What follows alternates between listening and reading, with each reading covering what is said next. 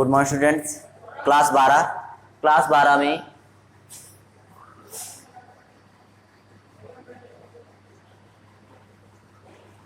12 में आपका जो चल रहा था जीनी व्यतिक्रमों की वंशागत, ठीक। तो उसमें आप आज जो है लास्ट टॉपिक पढ़ेंगे कि आज का टॉपिक जो है टॉपिक का नाम है phenyl ketonuria. Phenyl ketonuria short में से कहते हैं PKU। क्या कहते हैं इसे? PKU। तो आज हम जानेंगे कि फिनाइल कीटोन्यूरिया होता क्या है, ठीक, किस कारण से होता है। चलिए देखते हैं। वीडियो शुरू करने से पहले अगर आप हमारे चैनल पर नए हैं तो चैनल को सब्सक्राइब कर लें, बेल आइकन को दबाएं ताकि आपको वीडियो की नोटिफिकेशन मिल सके। चलिए शुरू करते हैं।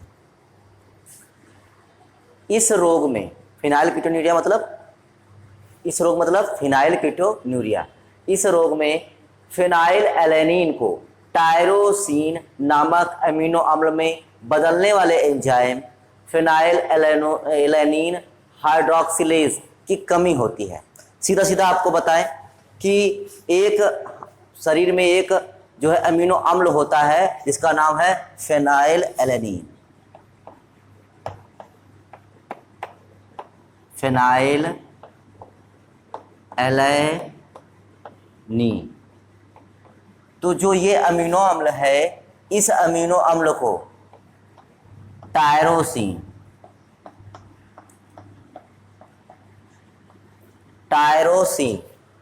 नामक अमीनो अम्ल में बदला जाता है। तो PKU में क्या होता है? PKU में फिनाइल एलेनिन को टायरोसिन नामक अमीनो अम्ल में बदला जाता है। लेकिन इसको बदलता कौन है? तो इसको बदलने के लिए एक एंजाइम होता है और उस एंजाइम का नाम है फिनाइल एलेनिन हाइड्रोक्सिलेज। कौन एंजाइम है? एंजाइम कौन सा है? Phenyl alanine hydroxylase.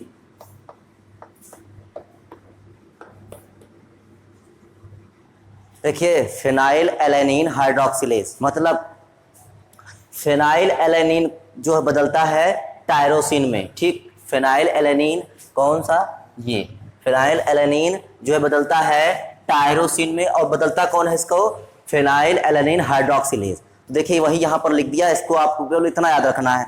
Phenyl alanine बदलता है टायरोसिन में और इसको बदलता है फिनाइल एलेनिन हाइड्रोक्सिलेज एंजाइम, ठीक। ये एंजाइम इसको बदल देता है। मान लेते हैं कि आगे क्या कह रहा है, अतः रुधिर में जब इस एंजाइम की जब कमी हो जाएगी, क्या हो जाएगा? जब इसकी कमी हो जाएगी तो क्या होगा? देखिए, ये एंजाइम बदलता है फिनाइल एलेनिन को टायरोसिन में, लेकिन जब ये एंजाइम कम हो जाएगा तो क्या ये फिनाइल एलेनिन टायरोसिन जो है अमीनो अम्ल बदल पाएगा? तो नहीं बदल पाएगा। तो इसकी जो अब इसकी मात्रा हमारे रुधिर में क्या हो जाएगी? रुधिर में इसकी मात्रा बढ़ जाएगी। रुधिर में इसकी मात्रा बढ़ जाएगी। क्यों बढ़ जाएगी? क्योंकि ये एंजाइम हो गया कम, तो अब फिनाइल एलेनिन टायरोसिन में नहीं बदल पा रहा है, तो जिस कारण से रुधिर में इसकी मात्रा बढ़ जाएगी। तो वही लिखा हुआ है कि इस रोग में फिनाइल एलेनिन को टायरोसिन नामक अमीनो में बदलने वाले एंजाइम फिनाइल एलेनिन हाइड्रोक्सिलेज की कमी होती है। अतः रुधिर में फिनाइल एलेनिन की मात्रा बढ़ जाती है। वही बताया आपको, रुधिर में इसकी मात्रा बढ़ जाएगी। अब क्या होगा? जब इसकी मात्रा रुधिर में बढ़ जाएगी तो क्या होगा? ऊतकों में, जो हमारे शरीर में ऊतक हैं, ऊतकों में विशेषकर मस्तिष्क के तंत्रिका तंत्र में, ध्यान रखिए, ऊतकों में तो जरूर है लेकिन विशेषकर मतलब विशेष रूप से कहाँ? मस्तिष्क के तंत्रिका तंत्र में फिनाइल एलेनिन के जमाव से, मतलब ये कहाँ जमा होने लगेगा? बच्चों में मस्तिष्क के तंत्रिका तंत्र में जमा होने लगेगा इसका। तो बच्चों में जब इसका जमा होने लगेगा तो क्या होगा? बच्चों में अल्प बुद्धिता, बच्चे जो हो जाएंगे उनकी जो बुद्धि है उनका विकास कम हो पाएगा। तो अल्प बुद्धिता, बच्चों की वृद्धि बाधित हो जाती है, अल्प बुद्धिता हो जाती है और बच्चों की वृद्धि बाधित मतलब उनकी लंबाई जो है नहीं बढ़ पाएगी। ऐसे बच्चों का मूत्र एवं पसीना बदबूदार हो जाता है। मतलब जो वैसे नॉर्मली देखा जाए तो पसीना बदबूदार होता है, लेकिन इसके कारण से PKU की वजह से मूत्र एवं पसीना दोनों ही कैसे हो जाएंगे? बदबूदार हो जाएंगे। यह रोग उन व्यक्तियों में होता है जिनमें इस एंजाइम के संबंधित दोनों जीन अप्रबल होते हैं। ठीक, इसमें भी कैसे? इसमें भी ये रोग किस में हो जाएगा, PKU, जिसमें ये दोनों जीन अप्रबल होंगे। ठीक, अगर दोनों जीन अप्रबल हैं तो इस एंजाइम की कमी हो जाएगी।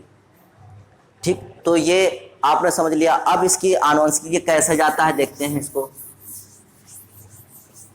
ठीक, जैसे मान लेते हैं कोई एक PKU का संकर पुरुष है, एक संकर पुरुष है, इस रोग का संकर पुरुष है, और एक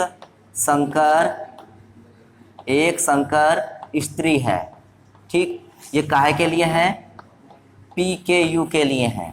ठीक, संकर पुरुष, तो इसको हम P से रिप्रेजेंट करेंगे और एक जो अप्रबल जीन होगा उसको स्मॉल p से।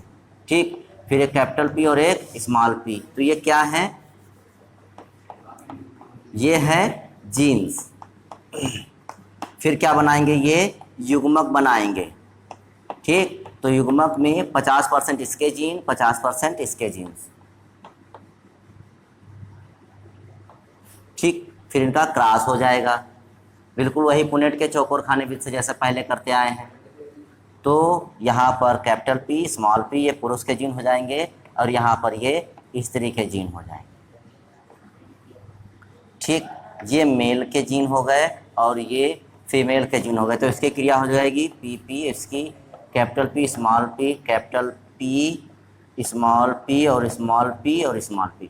मतलब ये सब कैसे होंगे, सामान्य होंगे, ये सब सामान्य होंगे, ये भी सब कैसे होंगे, सामान्य संतान होगी। और इसमें जो रोग हो जाएगा वो काहे का हो जाएगा, PKU, क्योंकि दोनों इसमें कैसे जीन हैं, अप्रबल जीन है।